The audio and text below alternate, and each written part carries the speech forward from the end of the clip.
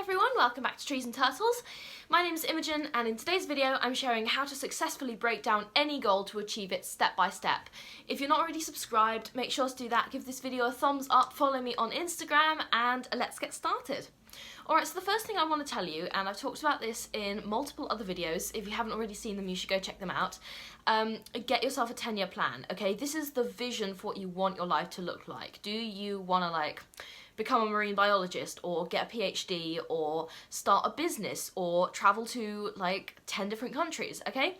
No dream is too big. I cannot emphasize this enough. For this step, no dream is too big. You think it's too big, make it bigger, okay? Alright, if you don't know necessarily what you want to do, then I suggest you try a bunch of different things, maybe watch some videos about people who've done these things, you know, do some little research and a little fun fact-finding mission. But anyway, the point is, get yourself a vision to begin with, get a 10-year plan. Okay, and then the next thing I'm going to say, and this is probably going to be fairly obvious, but break it down to yearly steps. So these need to be more specific. So for example, let's take the example of I want to visit 10 countries, okay? You've got 10 years, so that's one country a year. So which countries do you want to visit in each year? Which country do you want to visit in each year? How much is it going to cost? What logistical arrangements do you need to make? Okay, so those kinds of things. Break it down to yearly steps. Deadlines are actually really key at each stage, so you could say, oh, I need to have seen 5 countries in X number of years, for example. Then obviously the next logical step is to break each year down into months. So this could be continuing with the country metaphor, this could be planning your trip.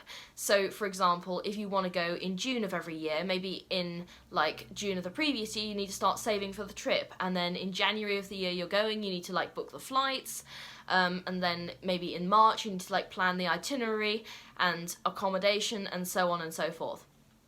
So that kind of thing, and then obviously on the day, a couple weeks before you need to pack, etc, etc, etc. So plan your yearly goals into months, if that makes sense.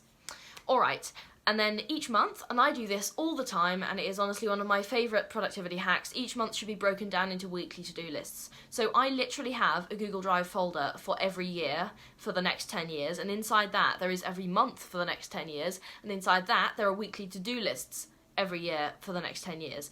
Have I written all of them yet? Absolutely not.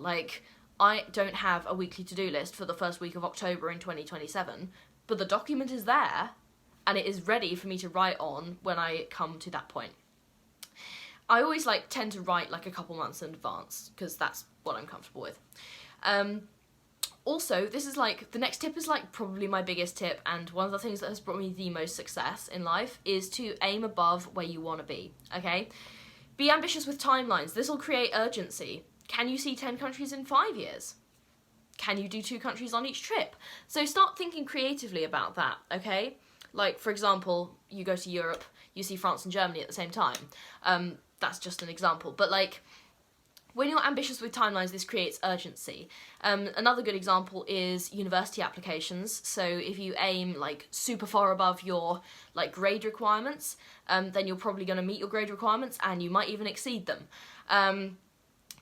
And also, make goals into steps so small that it's ridiculous not to achieve them. So I'm all about talking about big goals, but also I want you to think about tiny little steps. Save £10 for your next trip. Okay, I'm talking about steps that small. It is ridiculous to not do that, or £5 or £1. You know, anything will help as long as you're contributing towards that goal. Break down your steps into tiny little things so it is just easy, okay? And then your brain will be oh, this is easy, and then the sort of snowball effect will start where you're oh, this is easy, and then you keep adding to the goal and eventually you get to the big achievement. Alright, the next thing is it's topical, it's in the news at the moment, but do not be afraid to use AI to break down your goals or just discuss them, right? So I've had a lot of success actually bouncing ideas off ChatGPT, and this can also help you identify the steps or resources you need. Sometimes I'll put a goal into ChatGPT and I'll be what do I need to do for this? And then it'll give me a step-by-step plan, and often it will be things I haven't thought of. For example, I want to go to San Francisco next year, and I was breaking down the things I need to do to set myself up for this trip. Obviously I need to get a visa and I need to book accommodation, book flights, blah blah blah. But also there's a lot of admin stuff that I thought about, and also some itinerary ideas that were quite useful. Obviously also talk to friends and family, because I talked to my dad about this and he was like, oh my gosh, get a credit card, because credit cards are really useful in the States. And also he knows I'm responsible with money, so I'll be fine with my credit score. But like, so talk to AI, talk to your friends and family. Also, my next tip, prioritize. Okay, I cannot emphasize this enough. Some goals are not created equal. Some goals are genuinely like more sort of important than others. Like, for example, I want to buy a house, I get a master's degree, move to San Francisco eventually, but I need to get my bachelor's first. Like, my focus right now is graduating from my bachelor's, because if I don't do that, then my other goals later on are going to be harder to achieve, right? You need a bachelor's to go to a master's, usually. Okay, my next tip, celebrate your milestones. So I do this every few months when I like review my goals or whenever I achieve something big, but celebrate your milestones because it's a sort of like positive reinforcement, and your brain will be more motivated to go after the goals if you're celebrating your milestones. Okay, use failures as motivation and learning points. When you fail, you have two options, okay? One, you can let it get you down. You can be like, ugh, I don't deserve to achieve anything, I suck, nothing is ever going to go my way. And then that sort of reinforces your brain to be afraid of failure and never to try. Or you could be like, two, okay, well, this is a learning point. This sucks, but also we're going to get through it and we're going to learn from it and we're going to use this as motivation. And then your brain learns eventually to be less afraid of failure. At least I have found mine does. Okay, my last tip, and this is like kind of what I've been saying all along, be ambitious, okay? Like I said at the beginning, no goal is too big, and your goals will probably excite you and motivate you the more, like, the bigger they are, okay? So don't talk yourself down, don't write yourself off, don't reject yourself, okay? Be ambitious with your goals.